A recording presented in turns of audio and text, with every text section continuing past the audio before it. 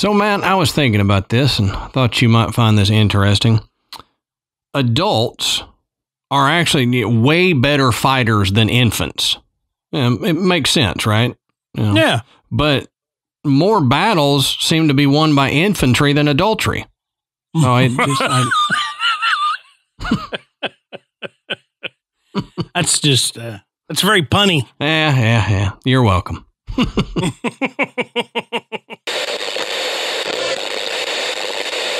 Good.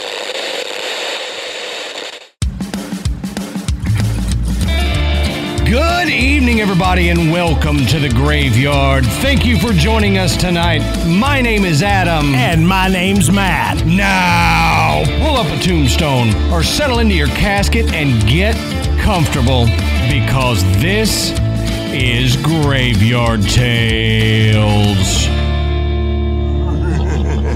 All right, everybody, here we are again. Matt, how you doing tonight, brother? Hey, I'm dry, so that's always a good thing. Hey, that's good. That's good.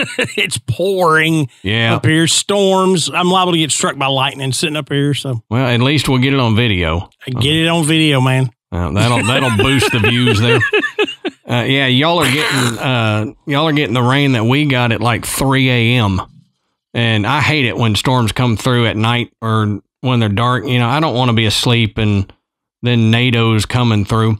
Which that reminds me, I got to say this before we get into the episode. I've told you, but I went up this past weekend to visit with Grandma and Mom and kind of help them out a little bit and met up with Matt. Yep. Help his kid with some guitar stuff, and then we talked shop and all that. But I was driving through Little Rock, Arkansas, and I'm driving through and I'm like, man, it looks nasty out here. It is like there was this weird haze through the whole city. Never looked like that before. I get onto I-40 going east, heading to Nashville, and I'm maybe 5 miles outside of Little Rock. And all of a sudden, I notice in front of me, it's like this wall on the interstate. And what it is the wind is so bad. I'm white knuckling to keep it in the lanes, but the wind is so bad. It's blowing dust out of one of the freshly plowed fields across the interstate. So it whited out the interstate for maybe 50, 60 feet. Jeez. So when you got in the middle of it, you couldn't see anything but the lines a foot or two in front of you and the tail lights. So it was kind of creepy. It was weird. I make it to my grandmother's house, and my mom's like, when did you go through Little Rock? And I told her, and she goes, look at the news, and she's got it on. Mm-hmm. Literally, like an hour or so after I had passed through Little Rock is when the tornadoes hit. God. So, yeah. He's talking about it. As soon as he gets into Nashville, he's messaging me. Yeah. I'm like, can you believe it? I just apparently missed a couple of tornadoes. Yep. Man, I've said it before. I've got somebody looking out for me because that's not the first time that I have looked behind me and seen destruction that I barely escaped. So, man, you just think you could have pulled over and eaten it at Whataburger, and that would have been the difference, and you'd have been right in the middle of that. Exactly. Yeah. If I'd have taken a break or started a little bit later in the morning or both, I could have been driving through Little Rock trying to dodge all those tornadoes. That would have been horrible. So, yeah, we're thinking about the people in Little Rock and everywhere else that the tornadoes hit, but I just thought I had to say that. This will come out a couple weeks after the tornadoes hit, but still, I mean, phew. But so real quick, little housekeeping. We want to say go check out the Podbelly Network at podbelly.com. You can find a list of shows that we're associated with in the Podbelly Network, and it's probably some shows that you might not find any other way, and I promise you're going to find something on there that you're going to like. We also want to thank tonight's sponsors, Lomi, and we love Lomi, so we will definitely talk about them shortly coming up. And while you're on the internet, doing your internet stuff, whatever it is you cool people do on the internet, go to patreon.com/Graveyard Tales and you can sign up to become a patron. We've got 3 different levels. Each one of them has their own little thing where you can get maybe video like the $10 patrons, they get video of us recording these episodes, and they get video of the bonus episodes. So if you want to see us, then go there and become a $10 patron. And the $10 patron also gets an ad-free version of the episode that we're putting out. So if you don't want to deal with the ads, then sign up to become a $10 patron. Yep.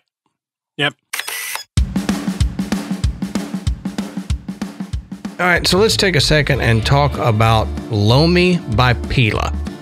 Now, you heard us talk about it before, and you know that Matt and I love our Lomis. But if you haven't heard it before, Matt and I both had issues with composting for many years, because you've got a large container out back that's full of nasty smelling, basically rotting food, and it takes forever to actually do the work and turn out the product that it's supposed to produce. Well, that was until we found Lomi. Now, with this little toaster oven sized machine, we can put all of our food scraps into it, hit a button, and we've got dirt in a few hours. So Lomi allows you to turn these food scraps and everything into a soil that you can throw into your garden or your potted plants in the house in like under 4 hours for the most part. One of the cool things, Matt, there is no smell when you run it. Oh, It doesn't smell. They have charcoal filters in it so that you can leave stuff in there. You don't have to run it just as soon as you put stuff in there. You can put some stuff in there, leave it till the next dinner, and then when you fill it up, run it. And the other cool thing is my garbage doesn't stink anymore, because you throw these food scraps into Lomi, they're not rotting away in your garbage can, making your garbage can in your house stink. Right. I mean, you know, I hate to go total fanboy on this, but this thing is so incredibly cool.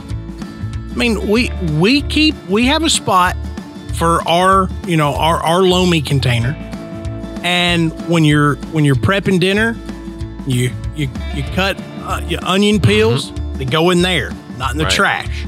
Okay, you peel a banana, the peel goes in there, not in the trash. Okay, so as you're prepping dinner, all that scraps that you would scoop off and throw in your garbage, we put them in the Lomi. Because number one, you know, it's a better spot than in the trash, so it doesn't stink like Adams. And number two is we're going to use this to make dirt that we can put in our garden. I use it in my house plants. And Adam's right. I've stuck my face down there just trying. You cannot smell it. You cannot smell it. It is just incredible. And the amount of time that it takes to turn these food scraps into dirt, into usable dirt. I mean, you can get that in about 4 hours. Right. And you said scraps. It's literally scraps. You can scrape your plates into Lomi. Most of the time with composting, you can't put meat or dairy or bread in there. You can only do vegetable matter. But what's awesome about Lomi, you can put meat, you can put cheese in there. Don't pour your milk in there, obviously. You don't want to put liquids in there, but you can throw meat and dairy scraps into the Lomi, and it will turn that into dirt. Yeah, it's absolutely incredible. You get less garbage. Okay, you're doing something more productive with your garbage, which is reducing, you know, the amount of garbage that's going to landfills. You're getting dirt that you, like I said, you can use in your garden, in your house plants, or just spread it around in your yard. And you're doing something that's helping the environment. So, I mean, you're producing less waste, and the waste that you do have, you're doing something great with it. So if you want to start making a positive environmental impact, or you just want to clean up after dinner and make it a lot easier, Lomi is perfect for you. Just go to lomi.com/grave. That's LOMI.com. GRAVE and use our promo code GRAVE to get $50 off your Lomi. That's right. That's $50 off when you head to Lomi.com, LOMI.com/GRAVE and use our promo code GRAVE at checkout. Food waste is gross. Let Lomi save you a trip out to the garbage can.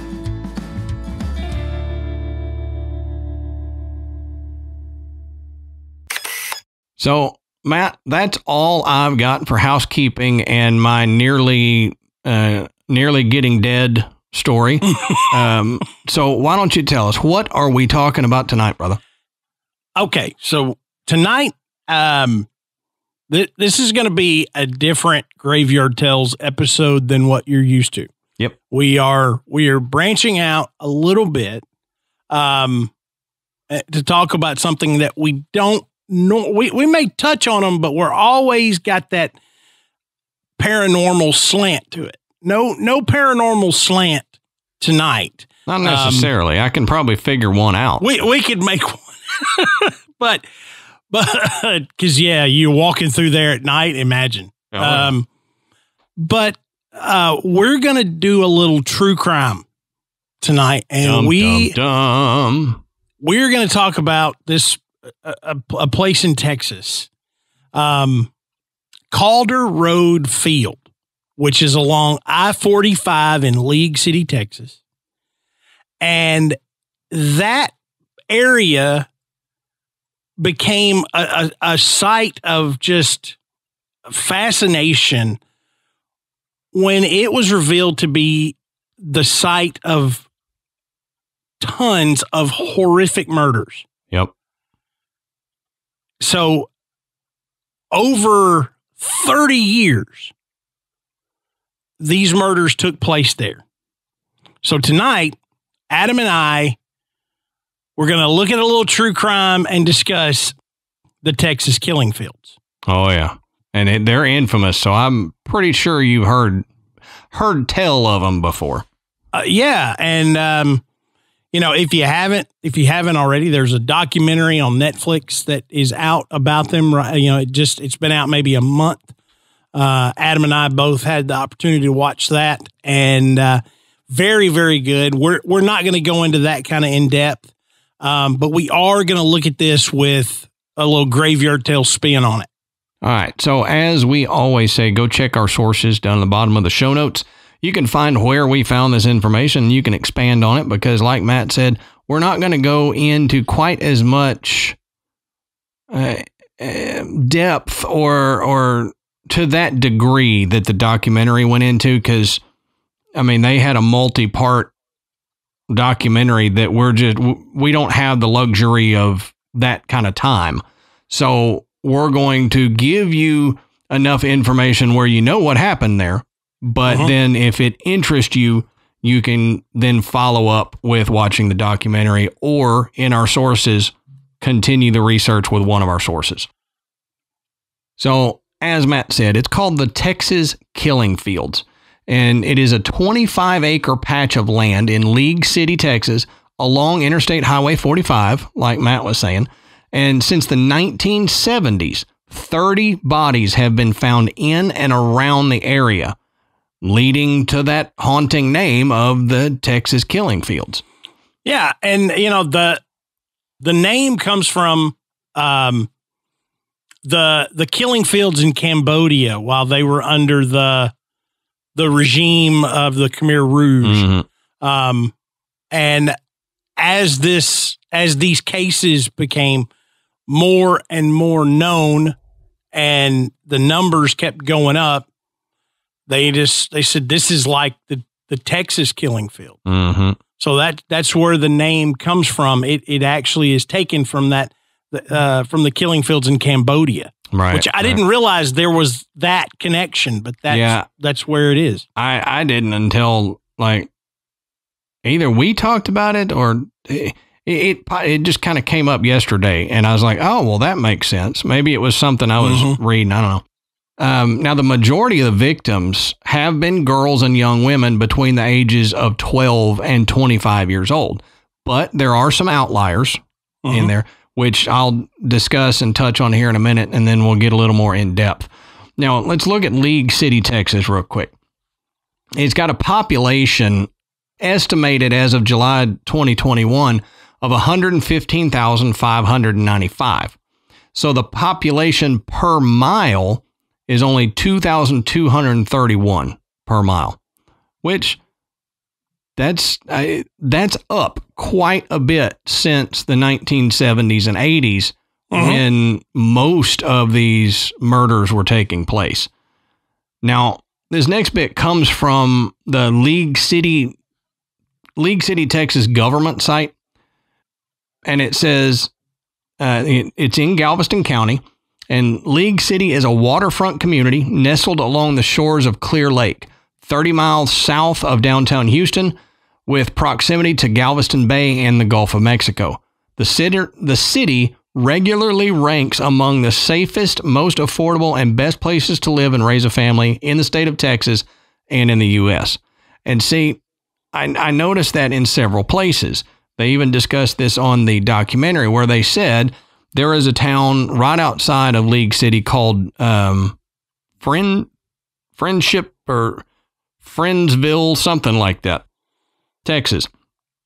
And they said it was also designated one of the safest places. But if you're looking at what actually...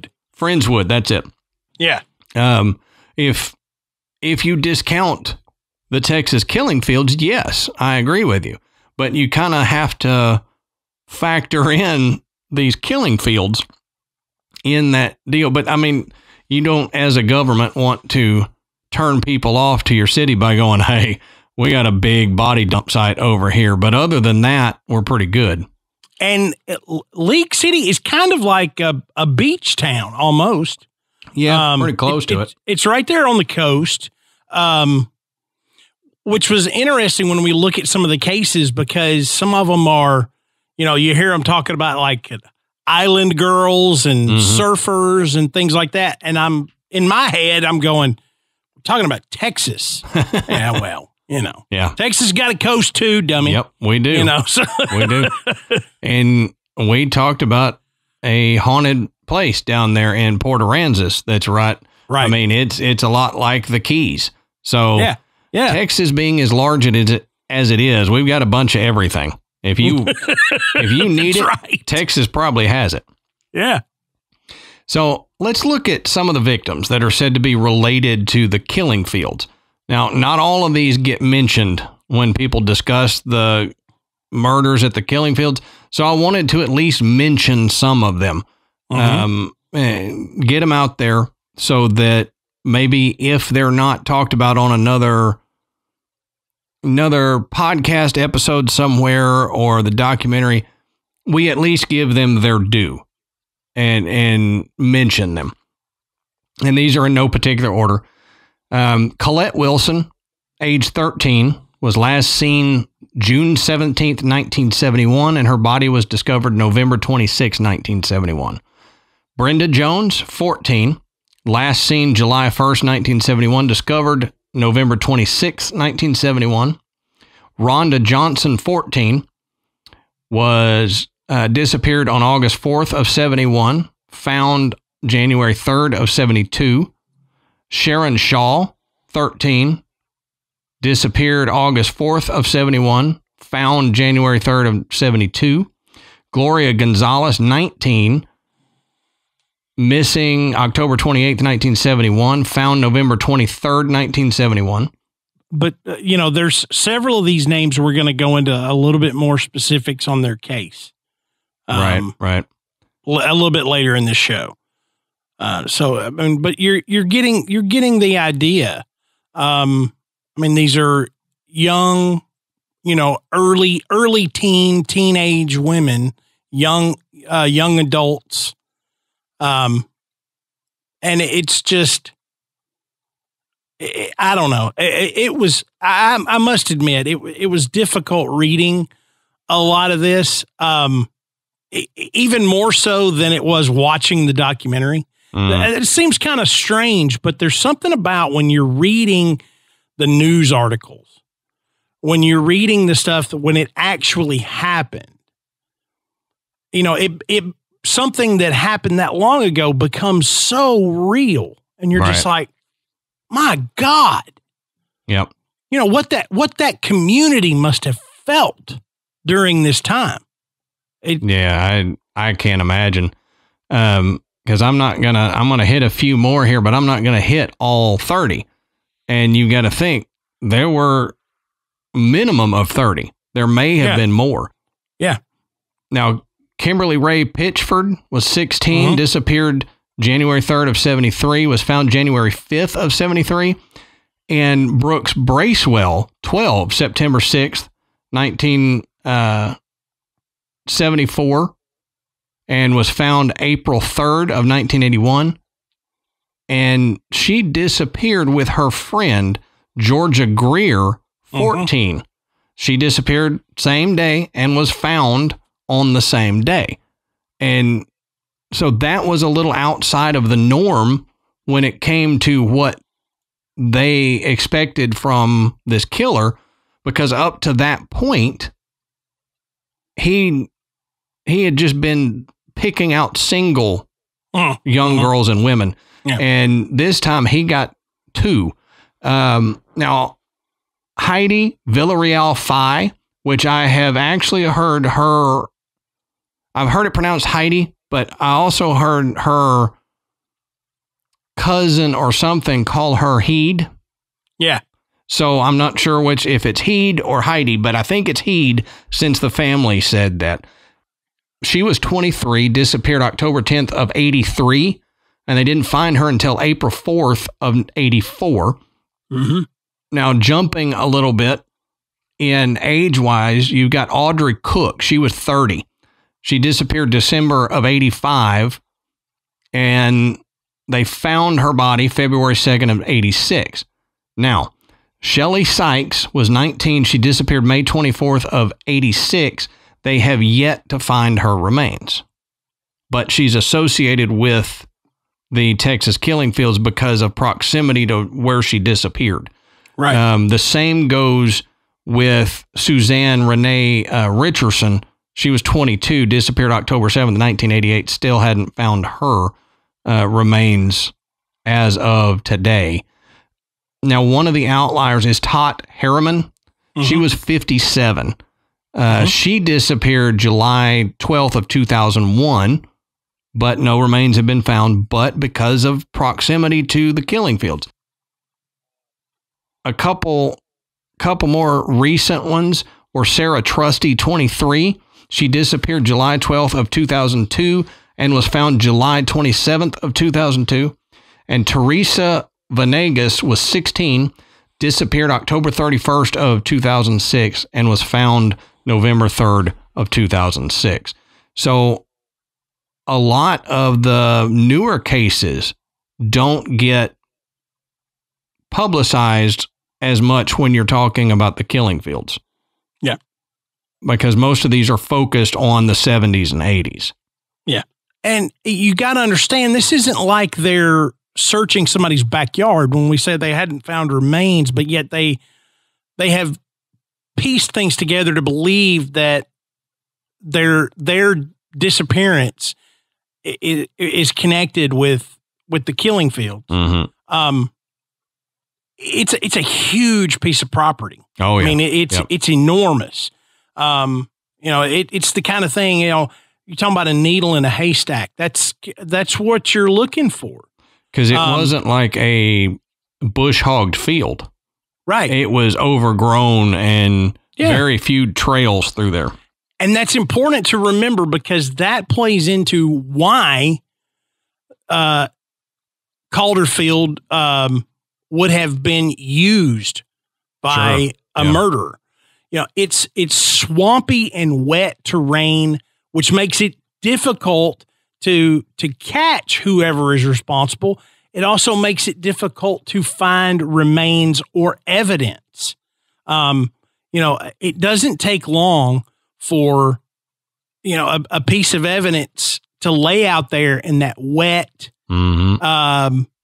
overgrown, where there's wildlife, you think if there's something out there that might have had some DNA on it, that DNA is going to degrade so quickly. Oh, yeah. Even if that thing doesn't just decompose while it's out there, whether it's a piece of clothing, a glove, maybe a rope, anything like that would possibly carry some evidence that would point a finger towards a suspect, it's not going to hold up to the elements if they don't find it quickly. Right. Water is one of the biggest killers of evidence like that. Yeah. And, when the bodies first started showing up out here, forensic science wasn't what it is today. Oh, yeah. And a lot of the victims were considered to be potential runaways. Or they had other, troubles at home or in school or things like that a lot of teenagers have to go through. And it was really difficult to get the police on board with a lot of these because they thought, well, it's a runaway. She'll be back. She'll be back. She's probably with her boyfriend. She's out on, she got mad and left the house, whatever. Yeah, so the police were kind of hesitant to jump on it in that critical first, 2 to 3 days of an investigation. And something else to consider is the fact that where it's located, right off of Interstate 45, which, that connects Houston and Galveston, that highway being right there makes it extraordinarily easy for a killer to enter and exit without being seen. Right. And especially in the 70s, where it was developed even less in that area, it was a lot more likely that you could get in, do what you were doing, and get out, and nobody would ever come by and see you there. Right. Wouldn't see a vehicle, wouldn't call in a suspicious van or truck or anything like that because they didn't see it. Right. And like you said, during the 70s and 80s, the police response initially was, they're a teen, they're a runaway. And I'll talk more about this toward the end, but I have to say it now since it kind of pertains. I think a lot of the officers doing this investigation were pretty inept. And because at the time, it wasn't a common occurrence to have murders in League City. It was one of the safest places to live. Right. A, they didn't have any clue of how to proceed. And B, they didn't want to proceed because they didn't want their city to be known as a murderous city. So you had them say, oh, well, just wait. They'll come back. And they did that for weeks to a couple of the families. And then they decided to say, oh, well, they were kind of into drugs. So it's like, okay, so they were into drugs, so they can be disappeared and murdered and you don't care? Is that what you're saying?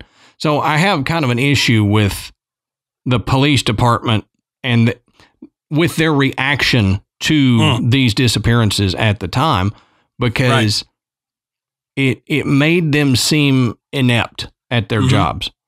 And I don't think now we certainly have changed how we respond to a child disappearance or a teen disappearance.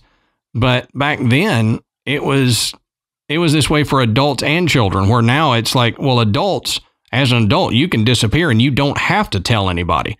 So unless there's evidence of foul play, the cops are not going to initially investigate a adult that went missing. But now if we call up and say, hey, my kid is missing, they've been missing, supposed to be here 10 minutes ago, they'll jump on it if it seems like they need to. Then, I don't know, it was a different time. The thinking was different. They didn't assume that there would be a serial killer. But like Matt also alluded to, their forensics were not what they are now. And I don't think they handled it like they should, even with their forensics not being up to snuff. Right. So one of the people associated now with the Texas killing fields is a guy named Clyde Hedrick. And I want to look at him real quick before Matt gets into some of the cases so we kind of understand who they are pinning this on. Now, Clyde Hedrick currently is a 68-year-old guy who was a convicted criminal. Now, if you watch the documentary on the killing fields, you heard about Clyde, but he had a pretty extensive rap sheet. Even before he got this pinned on him, he had a extensive rap sheet. They included offenses against minors and strangers, former partners, and offenses against the state. Hedrick also had been charged with enticing a child, aggravated kidnapping, sexual assault, criminal trespassing, terroristic threat, attempted arson, theft, possession of marijuana, and driving while intoxicated. So he sounds like a stand-up gentleman, doesn't he? That's right. He is a productive member of society. Absolutely. He's producing something. No chance. This guy is he is a piece. Right. Let me tell you. One of the other things that Hedrick was convicted of is, I don't remember how many years prior to these murders starting, but he went to jail for a year because he was with a woman and they got together at a bar and then went swimming, and she went missing. Well, they found her body later stuffed under a disposed couch that was out there in a field. And when questioned, because Clyde was the last person seen with her, he said that she drowned in the lake, and he was afraid that he was going to get in trouble for murder, even though he didn't do anything. So he hid her body to keep himself from getting in trouble. Well, because of the lack of forensics and the lack of evidence that they could pin on him, he got a year for tampering with a corpse. So he went to jail for a year for tampering with a corpse and then got out prior to these murders starting in League City. So that kind of adds to why people may think this guy probably had something to do with it.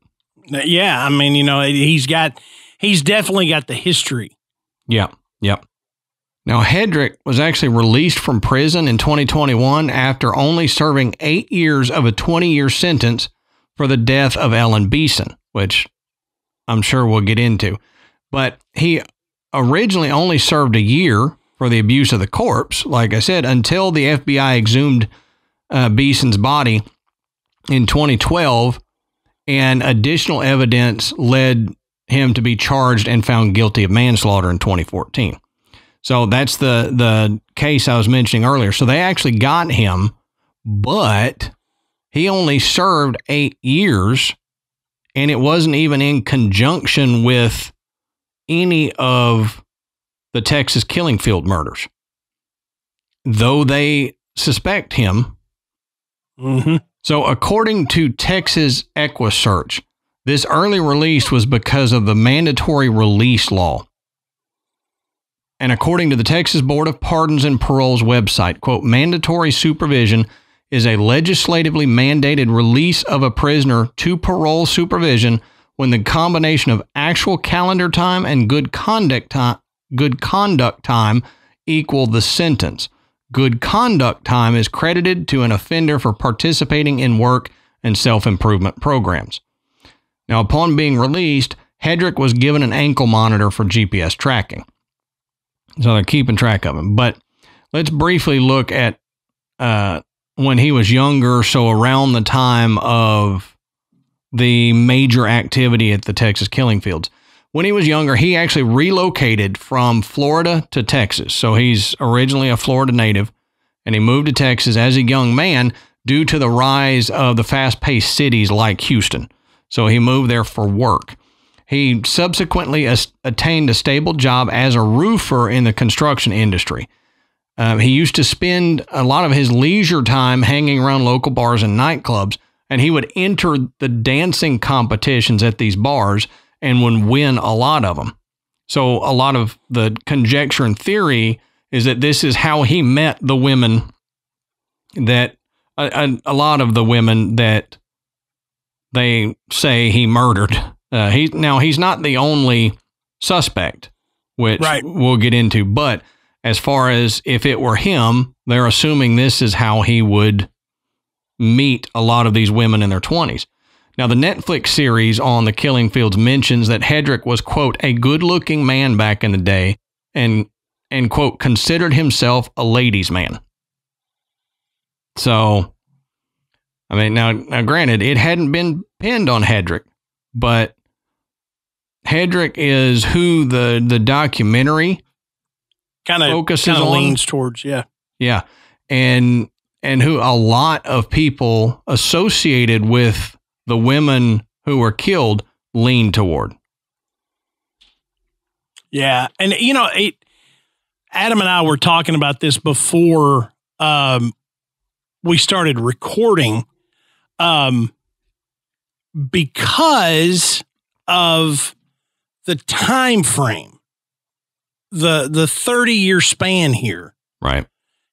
And the number of victims. This is doesn't look like the work of a single serial killer. No, it does not. Not even like a pair of serial killers working together. This is different people with different, I don't even know what you say, not background. No, just different issues that, at different times where, this, whatever it was triggered them to do this. And so we're going to look at another one, and look at some of these cases, but understand there are 3 distinct time periods when these killings occurred. Between 1971 and 1977, there were 11 bodies found. Mm-hmm. In the 80s, there were a new series of murders that happened along a different stretch of I-45 in League City. And then in 1991, there was another woman's remains that were found in the same area of the killing fields. And of course, when Adam was going through the list, there's a victim from 2001. Yep. So, theoretically, we could be looking at 4 different eras of these murders. Yeah, which is crazy to think of, first of all, because you think of all the other places that there have been serial killers, and you don't see either overlapping or consecutive serial killers that get rid of bodies there. And I told you this, and I have to bring it up. I told you I was going to try to find a way to bring this up. We were watching the documentary, and Michael came downstairs, and he goes, "What you watching?" And so I told him, and he goes, "What are the killing fields?" So I told him, and I said, to me and Matt as well, it seems like there's multiple serial killers, not just one guy doing all this through the years. And he goes, "Now, wouldn't that be weird if they met each other there? One was dumping a body and another one showed up to dump a body, and they're like, 'Oh, hey, what are you doing?' 'Well, what are you doing?'" And I started laughing. I'm like, from the brain of my 11-year-old, that's fantastic. Yeah. I mean, that it is. It's it's humorous to think about that situation when you're looking at something that's this horrific. You got to have find some humor in it. Right. I mean, if you, like I said, reading this stuff it almost turned your stomach. Mm-hmm. But let's start with one of the victims that Adam mentioned earlier, and that's 14-year-old Brenda Jones, whose murder is widely thought to be the one that kicked off this killing spree. Right. Now, she disappeared while walking to visit her aunt in Galveston on July 1st, 1971. And her body was recovered the next day on July 2nd. 4 months later, the bodies of 15-year-olds Debbie Ackerman and Maria Johnson were discovered in Turner's Bayou on November 17th. Okay, so now we've got 3 murders, 3. See that? 3. My hand isn't working anymore. 1, 2, 3, 3. I see it. 3 murders in a span of 4 months.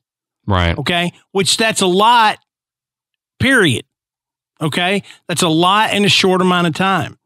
And Debbie Ackerman and Maria Johnson were the quote unquote surfer girls that I mentioned earlier. That was how they were described. But both girls were last seen on November 15th, 2 days prior, accepting a ride from a man in a white van near an ice cream shop. Now, the bodies of the girls were found together, and they were bound and only partially clothed. Now, although their case was never solved, investigators looked into one particular suspect years after the murders. So in 1993, Edward Harold Bell was convicted of the 1978 killing of one Larry Dickens, who was an ex-Marine from Pasadena, California. Now, the story with this particular crime was that Dickens had confronted Bell, who was a serial sex offender, regarding Bell having exposed himself to a group of neighborhood girls. Now, Dickens' mother witnessed this happening from her garage, where Dickens had fled to after being shot. So Dickens sees what's going on. He goes over to Edward Bell's truck, confronts him about this, and then Bell surprises him by pulling a gun and shooting him. Jeez. So Dickens runs. He's out on the road in front or near his home, and he runs to the garage where his mother has just witnessed this entire scene, and he collapses in the garage.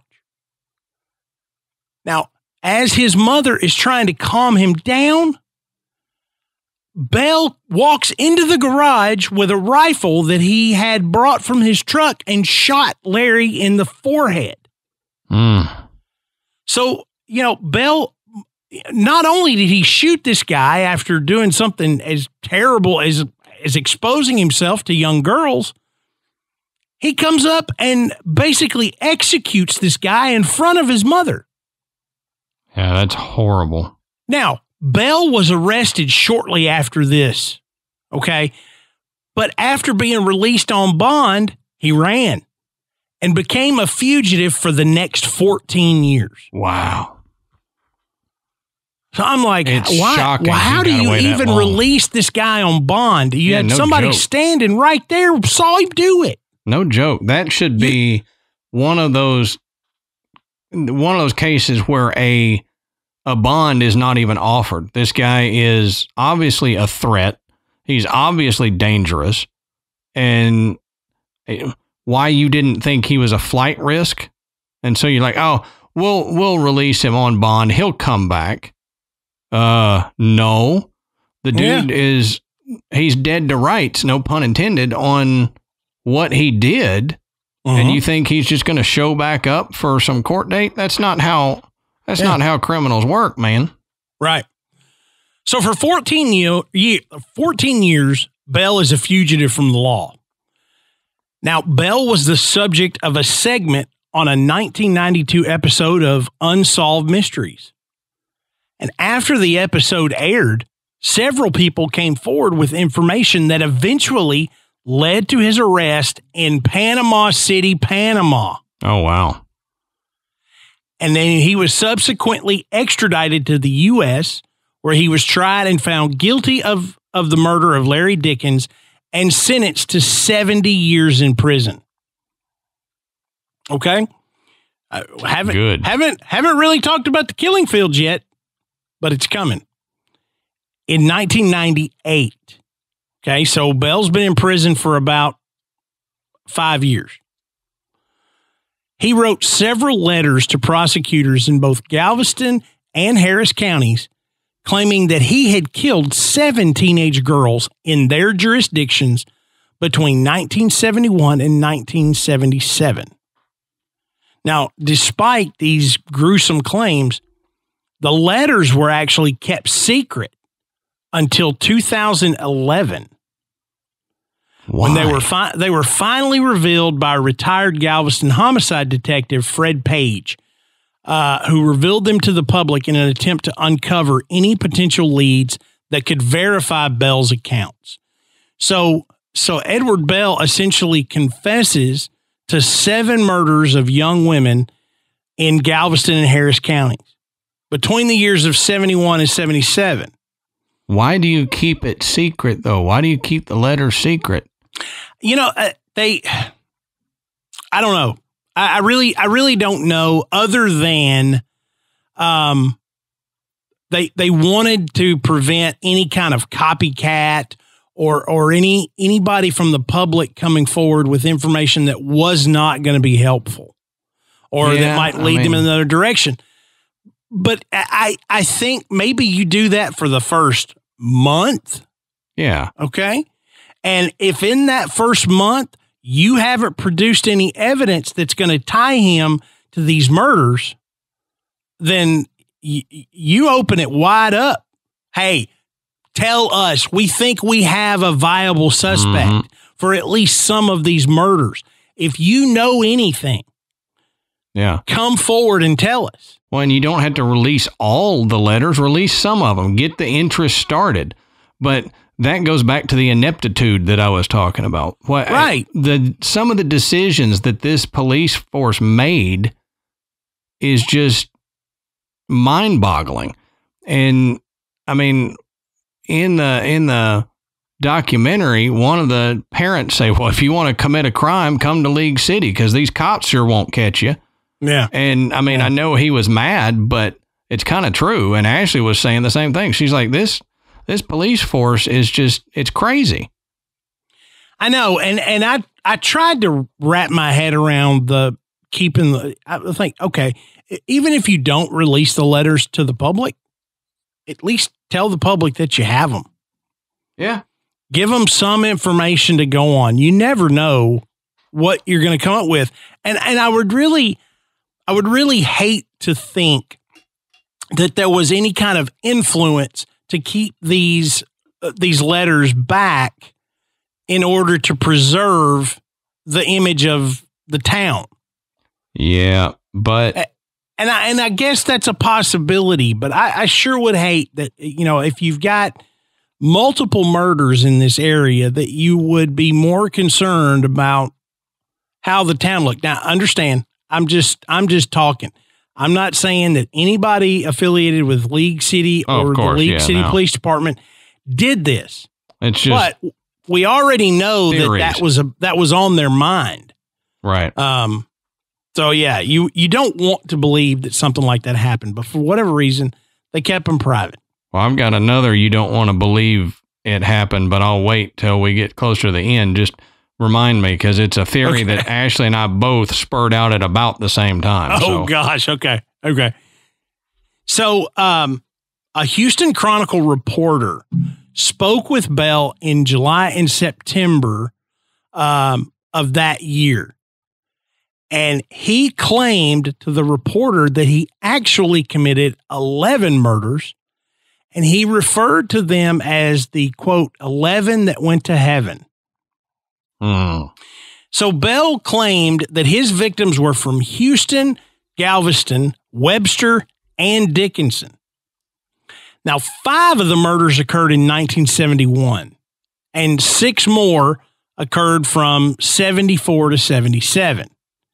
6 of them were murdered in pairs. Now, he names Debbie Ackerman and Maria Johnson, the 2 15-year-old Galveston surfer girls who vanished after hitchhiking, as 2 of the victims from 1971.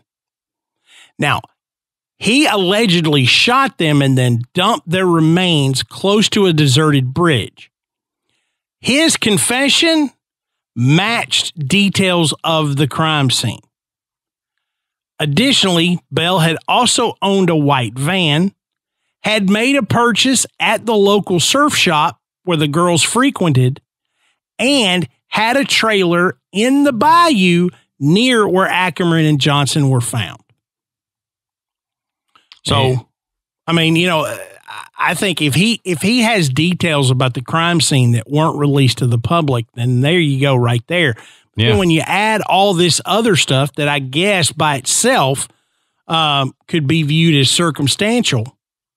I mean, how many people had white vans? You know, probably a lot. There's certainly a lot of circumstantial, but like you said, if he's got stuff that was not released to the public, how else is he going to get that information? Mm-hmm. If he's not an officer that worked it, if he's wasn't there with the killer, he's got to be the killer.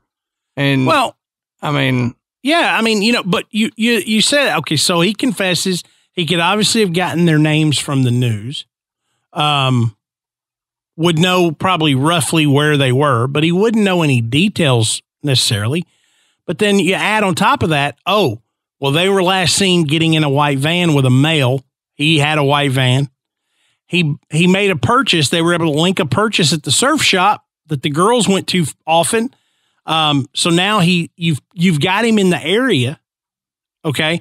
And he had a trailer near the area where the bodies were found. So now you've got a link to the area where the girls were murdered, and you've got a link to the area where the girls were found. So, I mean, he looks good for these two. And plus he's saying, hey, I did it. Right. Now, another victim from 1971 was 13-year-old Colette Wilson, who Adam mentioned earlier as well. Now, Colette vanished after leaving a band camp. She disappeared on County Road 99 and Highway 6 after she was dropped off by her band director. Her body was found 5 months later near the Addicks Reservoir. Now, Bell referred to another victim as Pitchford, who was later revealed to be Kimberly Ray Pitchford, age 16. And Adam mentioned her as well. She was last seen at Dobie High School, where she was there for a driving test. Her body was found 2 days later in a ditch in Angleton, Texas, and she had died by strangulation. So Bell claimed that he was unaware of the other victims' names. However, 2 victims are believed to be Rhonda Johnson and Sharon Shaw, who had vanished from Galveston on August 4th, 1971, just a few months before Debbie and Maria. And their bodies were found together, just like Debbie and Maria. But another man had been convicted for their murder, Michael Lloyd Self. But now, many of the investigators believe that Self was innocent, that, you know, he was kind of low-hanging fruit, and he looked good for this. Which we've seen that in other cases. Right. I mean, obviously not cases that we've covered because this is the first technical case, but there's been a lot of low-hanging fruit that some of these small town police forces snatch up because they want to quickly solve it. And they don't have the ability to do the forensics or the legwork. And they're like, well, this guy looks good. Let's just go ahead and pin it on him. Yeah, and I cannot believe that I didn't put this in note, but I believe that Self died in prison. So anyway, that's I horrible. I believe that's accurate. If he was innocent and died in prison, that's awful. Yeah, yes, you're exactly right. But in 2000, Michael Lloyd Self died in prison without ever receiving a new trial. He was age 52. But it says here that the investigators involved in the case believed that his confession was coerced and that he was wrongly convicted. Especially since Edward Bell had apparently confessed to Rhonda and Sharon's murders. Now, when did Self get put in jail? Because what just hit me was, if Bell wrote these confession letters prior to Self being put in jail. No, he didn't. Okay, good. He did not. Good. Because the letters didn't come out until 1988. Okay. And so Self was convicted in 1973. Okay. So yeah, that particular case that led to Self's conviction didn't drag out. It wasn't a really long period of time that had passed, but Rhonda and Sharon's murders occurred during that time frame, from 1971 to 77, which puts them right in the range for Bell to have been the actual killer. Yeah. Okay. So all four of these victims disappeared near Bell's apartment. And then two more victims that Adam mentioned earlier, 12-year-old Brooks Bracewell and 14-year-old Georgia Greer, who were last seen in 1974 and not discovered until 1976, are thought to be the other two victims that he did not name. Right. Now, Bell also owned a meadow not far from the shop where they had been last seen, where Brooks and Georgia had been seen. So there's all this evidence that beyond his confession that keeps connecting Bell to the individuals, the victims, to the areas where they were either murdered, abducted, or where the bodies were left. Right. I mean, it really looks like, Bell's the guy. But the identity of the other three victims are unknown, but one of those three is believed to have been Brenda Jones, where we started. Mm-hmm. Okay.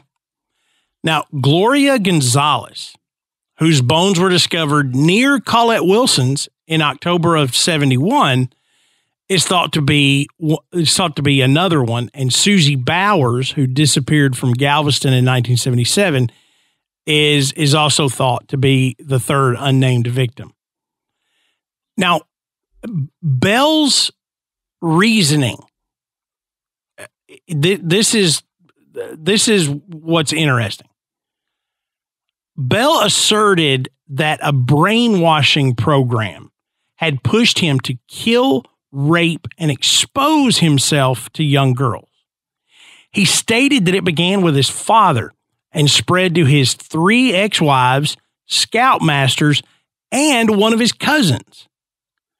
After making his confession, he informed a reporter for the Houston Chronicle that he would only offer evidence to support his accusations if he was granted immunity from prosecution. What? So he's already in prison at this point, serving a 70-year sentence that, at his age was a life sentence. Yeah. He doesn't want to be prosecuted for these 11 murders and be put to death. And so he's offering the evidence to, potentially give these families some closure as long as he won't be prosecuted for their murders. Right. Okay. Remember that, because that's going to come up here in just a minute. Now, despite the fact that a lot of people thought he was just a kook, he was just seeking some publicity, others were certain that Bell he was the guy. He was it's like we finally caught up to this guy. We got him convicted of a different murder. And now that he realizes He's never going to see the light of day again. He's going to confess to all these other murders that we've been trying to solve for all these years. Okay. After learning of his admissions, some detectives actually went back and looked at their evidence in those cases. And prosecutors in Galveston reopened Debbie and Maria's cases after learning new information through their investigation, and Bell was identified as the quote-unquote primary suspect in that. However, in neither theirs nor any of the other cases were any charges ever brought against Edward Bell. There was no tangible proof linking him to the other crimes. Bell later asserted that he had made up these confessions in order to receive the death penalty when he was interviewed for the documentary The 11 in 2017. The thing that confuses me about that is he states that. He says, well, I just made these up because I wanted the death penalty. When he's being interviewed, he thought that was it. But then we just heard him say, I don't want to be prosecuted for these 11. Bingo. So that makes zero sense to me. And Right. that tells me right there that that's another feather in the cap of this dude did it. Yeah. Why in the world, if that was really his motivation, you're right. Why ask for immunity? Right. Man, if his job was really, if what he was doing was really to be executed, that's what he wanted. Why not just come forward with all of that information? Mm-hmm. Mm-hmm. I mean, just lay it all out, give as much details as you can. Look, I confess, you don't even have to try me. Just, I plead guilty, sentence me. Yep. Okay. And they would have had no problem. No. Sentencing this guy to death, and Texas would have put him down. And they would have wiped the slate clean on these 11 people, given the family closure. That's right. Close the case.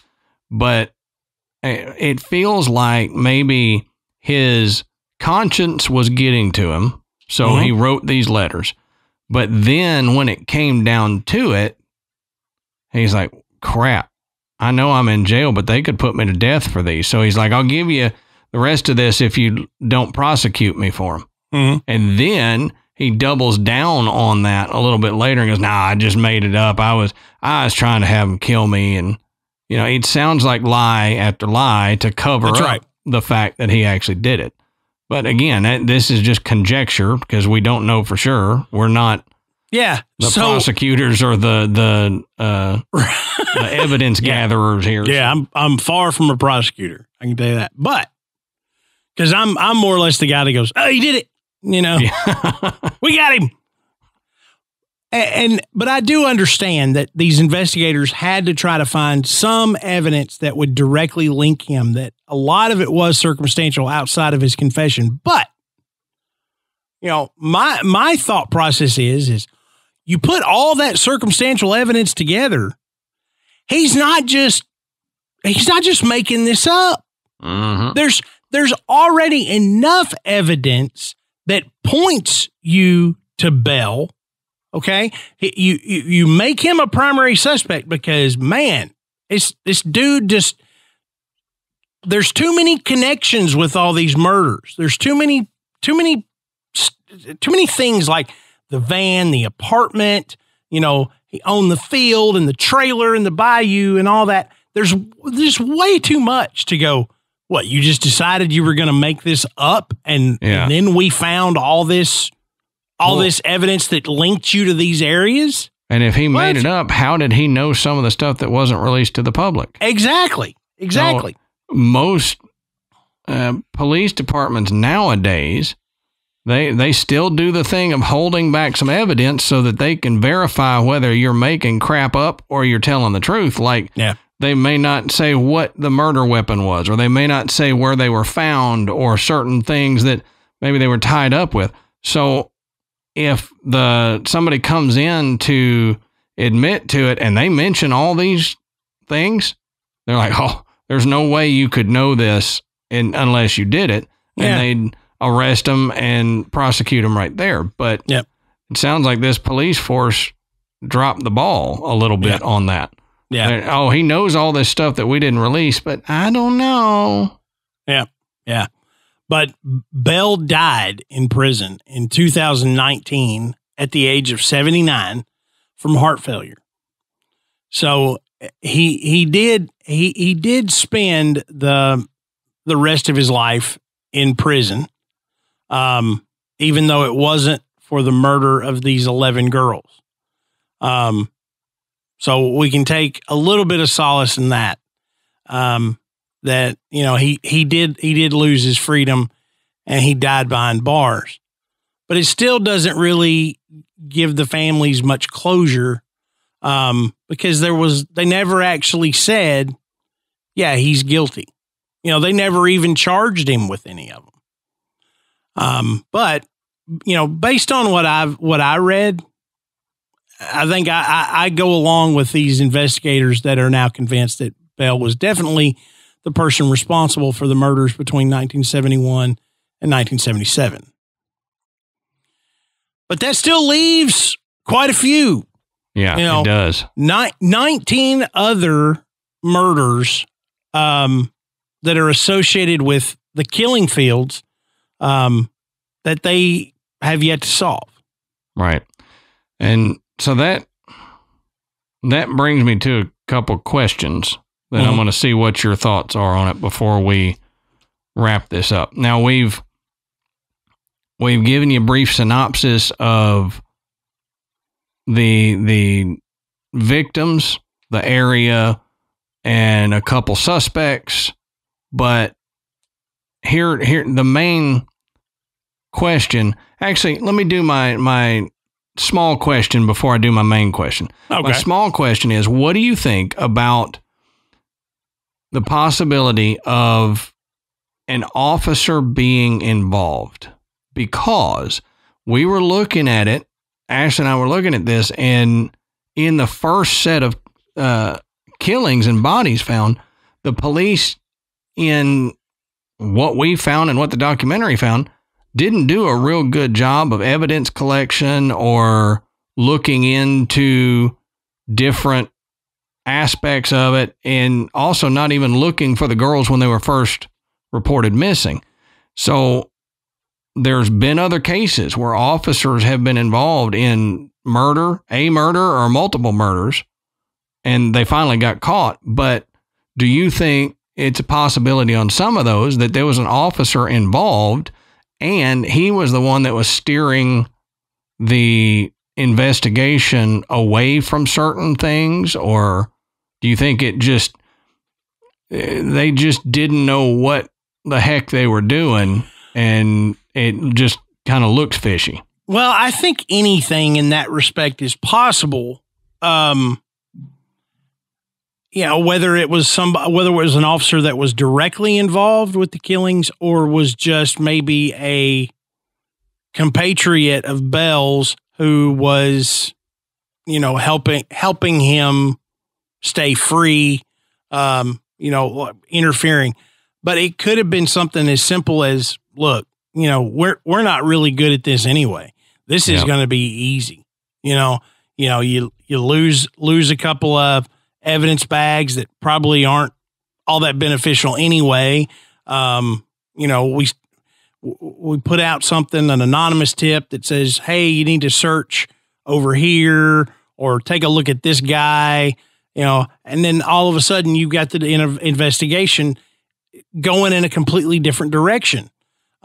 Because as we said, this place was a safe place to live. And these officers didn't have a whole lot of experience in investigating murders, much less a potential serial killer. Right. So that, you know, I think it's possible. I don't know. I just don't know how probable that is. Yeah. Given that the police force had a lot working against them to begin with. Right. Right. Yeah. And I kind of agree with that. I just had to throw that out there because I think it was just inexperience, and because they were so inexperienced, they A, didn't handle it right, and then B, they were trying to cover up for their inexperience, which made it seem even more of an inept police force, right, and made the people, the victims' families, a lot more upset. But my main thought here, and this is obviously putting a Graveyard Tale spin on true crime. Do you think that there is something associated with this plot of land, with that field, or with League City, Texas, that would draw killers to use it as a dump site, outside of the fact that it's just a field that was overgrown and easy to hide people in? But there was so many in such a small area over the years. Do you think that there could be anything paranormally related drawing these people to dump there or kidnap and murder in that area? Yeah, it's an interesting thought, and I can't say that I didn't have that thought as well. Is what is the history of this area? And I think we would have to go back further than we have. I tried, man. Right. We would have to go back further than what we have documentation to support. As far as looking at, Native American tribes that may have, been in that area. Any kind of history from, the back when Texas was a part of Mexico, which also makes it difficult, because, you can't guarantee that there's any written history about that area when it was a part of Mexico. I spent a whole day just on that slant. Yeah. If I'm being honest, trying to find that information. But it definitely could be, especially when you look at, this was just not, and I fully believe this was not the dump site for a single killer, no matter who it was. No. The time frame doesn't fit. And they found evidence that Bell, when he was on the run, he was gone. Okay? He was gone. Hell, he left the country. So he made his way, and they actually found where he had worked, in different places around the country, and when he had moved to Panama, he had met a lady hanging around and and doing anything else. He wasn't that guy that was just going to just do. No, he got away. He got away from this stuff, just like he got away from, the Larry Dickens case. He put some distance between himself and what he had done. And, when you start looking at the murders that occurred in the 80s, you think, well, it's not him. It's not him. It's somebody else. Is it a copycat? Is it somebody that, is looking into these, before the days of true crime podcasts and TV shows and documentaries, did somebody go back and look at old newspaper articles and police reports about those murders from 71 to 77, and something triggers them, and next thing you know, you're getting a whole new wave of these crimes right around the killing fields. And that could very well be it, because I think that's very possible. Yeah. Right. They saw how easy it was in that area to get away with dumping a body there. And so maybe these people were just spurred on as copycats, or they had these tendencies but were worried about getting caught.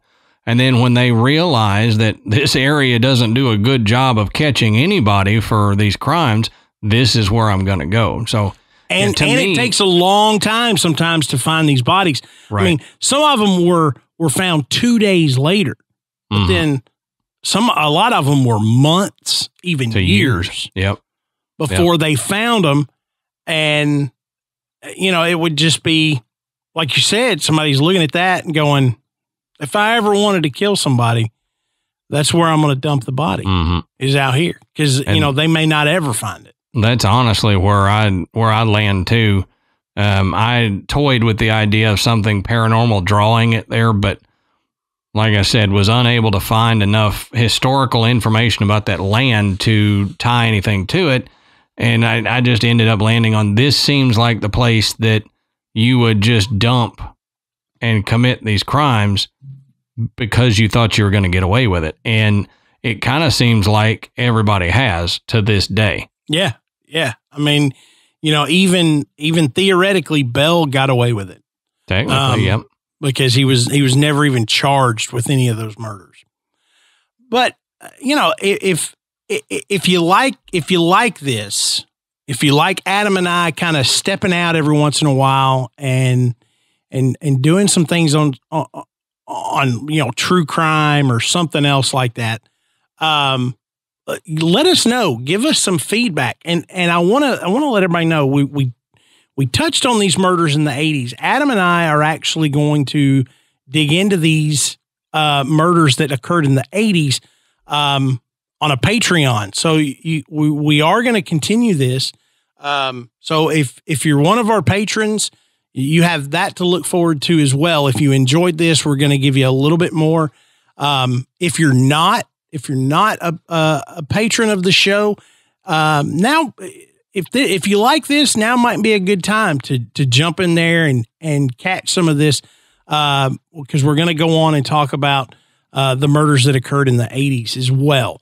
Right. And if you do like this, like Matt said, we can do some more, because there are more that are in our hip pockets that are maybe more paranormally slanted true crime that we can do as well. But considering we've done mysteries before, and this is still pretty much a mystery, we think it fit in kind of well with our MO here. Yeah, I do. And it was a good change of pace. I tell you, there's a ton of information out there. I mean, we research places where you really got to dig.